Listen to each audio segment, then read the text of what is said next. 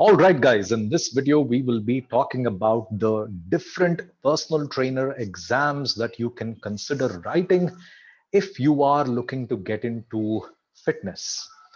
Now, the options that you have, if you simply do a quick Google search, is the ACE, that is American Council of Exercise, NFPT, National Federation of Personal Trainers, NASM, National Academy of Sports Medicine, NSCA, National Strength and Conditioning Academy, and so on. You also have some options in India as well. You have Gold's Gym personal training certification. You also have the K11 certification, which I think is based off in Mumbai. Gold's Gym, on the other hand, in Bangalore, at least they have one center in Indira Nagar. Depending on your city, there will be one location where Gold's Gym would go about doing these certifications for people who are looking to start a career in Gold's Gym as a personal trainer. Apart from that, the others that I've mentioned, I will tell you what are the differences between them and what you think is suitable for you, depending on your budget, depending on your goals, and a whole bunch of other things.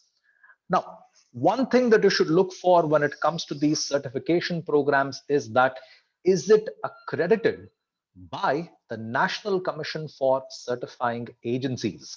For example, if you look up these certification courses that are there on Udemy or Skillshare or any of these websites that provide these mass market courses, which are available for like rupees 500 or just like $10 or $20 for that certification, they are not as good as the ones that you would find by, say, the ones that I've mentioned here. Like, for example, NSCA or NASM certifications, you really can't compare them to the ones that's there on Udemy. Then, the cost of these certifications can vary from $200 to about $600, and the renewal cost can vary from $100 to $200. So renewal cost here becomes a factor because if you want to use the name of this agency in, say, your visiting card in case for your marketing material, or if you have a gym and you want to put up saying that we have ACE certified trainers or we have NASM certified trainers, etc., you need to have that membership going on. Membership is usually something that you have to pay for 2 or 3 years after your certification. So let's say if you happen to get certified in the month of June or July this year, 2 years or 3 years later, then you have the membership renewal that comes in. In other cases, they may also ask you to renew your membership by continuing your education. So they have something called as continuing education credits. Every certification that I mentioned before will ask you to have, say, 2 continuing education credits or 3 continuing education credits before you can use their name again in the branding marketing material. Or if you simply want to call yourself as an ACE certified trainer, you need to have that renewal put in, and only then can you do this. Then some certifications may ask you for CPR qualifications as well. That is, you should have a certification in cardiac pulmonary resuscitation. So, for example, if you are from India, many Red Cross agencies, the local Red Cross agencies, they will have these regular seminars where you can attend, write the exam, and you can learn how to do the CPR. And that certification is something that is usually globally valid. I say go for Red Cross certification. Don't go for some random hospital nearby. Them doing a CPR certification may not be recognized by ACE, ACSM, or any of these other agencies that I mentioned here. Then my certifications are ACE, which I've done, American Council of Exercise, and National Federation of Professional Trainers, both places where I have done my CPT from. And the other certifications I have are the Functional Fitness Specialist certifications. To be honest, I did my functional fitness first and then did my ACE. The only reason I did that was because the exam dates that was available for doing the CPT was not something on a close by date. In fact, NFPT and ACE was something that was available only in March and April. NFPT, functional fitness, was something that I could do anytime. So I did them first, then did this on a later date. Now, the benefits of doing your personal training certification. First, you get basic knowledge regarding, say, mobility, stability, and a bunch of exercises which is normally not taught in a big box gym. For example, you don't understand how many people are actually deconditioned when it comes to training in a gym.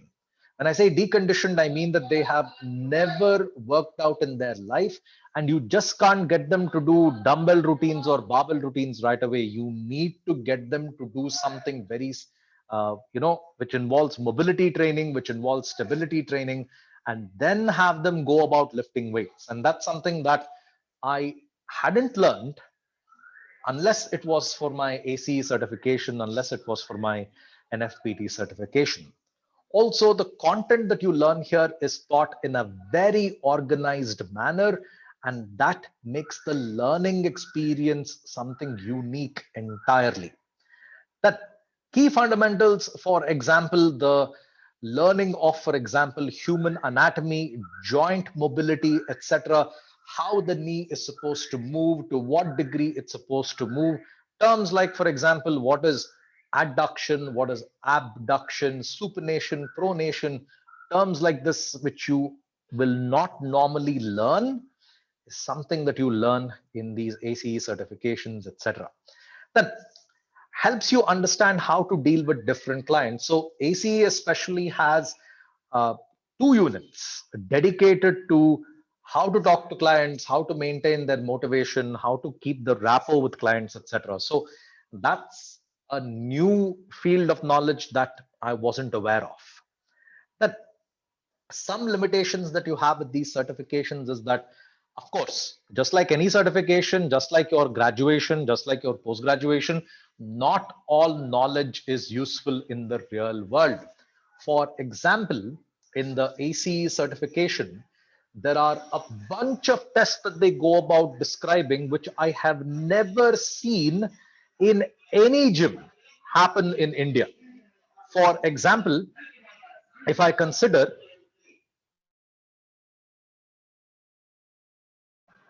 for example, they have equipment like the heart monitoring equipment or the blood pressure equipment, the equipment that is used to check the fat percentage of an individual, like, for example, calipers, DEXA scans, etc. You don't find these in a normal gym. At least in the last 3-4 years of bodybuilding, I did not find any of these equipment in a gym, not even calipers. Forget something like a blood pressure testing equipment. So all these things are there in the book. I mean, if you were to join a fitness center, maybe like an elite fitness center, you might have it. Or if you are looking to train athletes, the gyms designed to train athletes will undoubtedly have these, high quality equipment. But I would say at least in 99% of the fitness facilities in India, it's just a bunch of machines, dumbbells, and barbells that they have.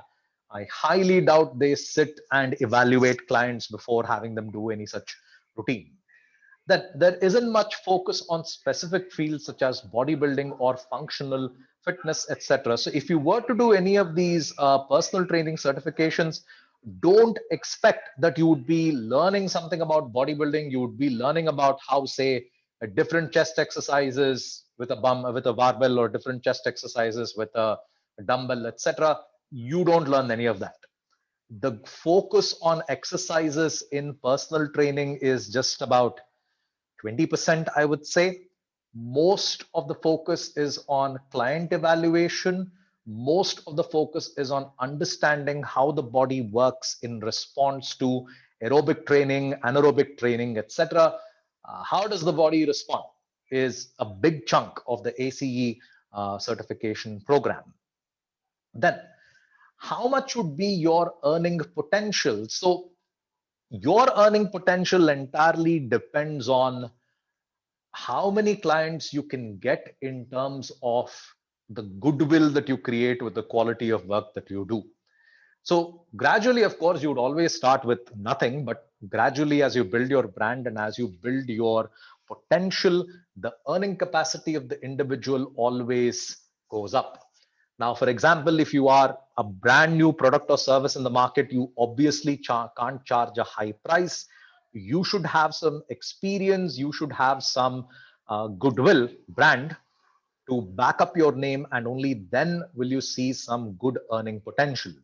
But if you're looking to work at a big box gym currently in Bangalore, post the pandemic and everything, the amount of money that people can earn today is about 20 to 25,000 per month. It might seem a lot if you're in Bangalore, but no, 20, 25,000 is not really a lot of money. Uh, Hence, freelancing has good opportunities, but again, that depends on your brand value. Now, what certification is something that you should take up? The average cost of the certifications that you see here, NASM, ISA, or ACSM, etc., is about $400. Now, it's on the higher budget side because the quality of the certifications that I've mentioned, at least the American ones, are incredible. The Indian ones, I've had the privilege of going through Gold's Gym. I've had the privilege to go through the K11 one. Just the material which I've gone through is not as impressive.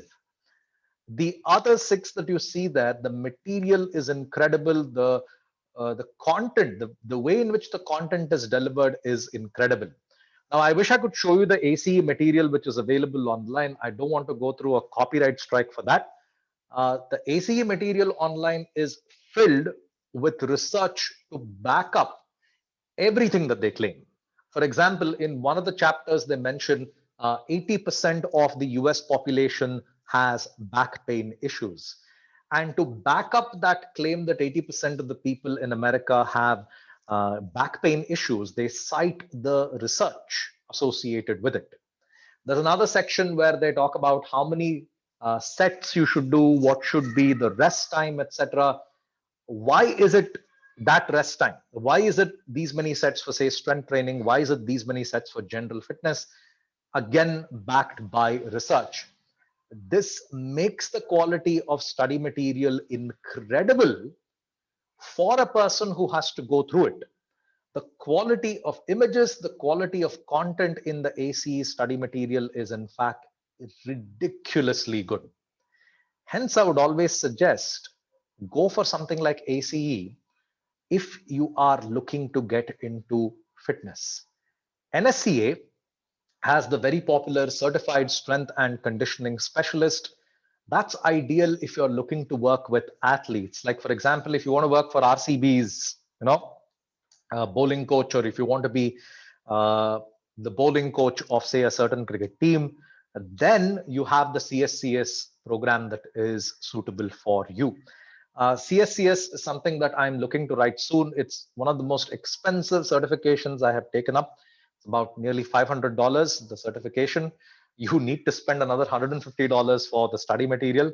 That's a different story altogether. So choose wisely. My recommendation, I'm not being anti-Indian when I say this, skip the Indian certifications.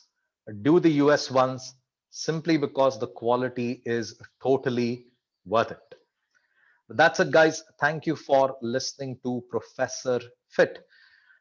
If you want more content, you would find that on Instagram as well at professor.fit. Apart from that, do like, share, subscribe, and all that social media jazz. See you guys. Have a nice day.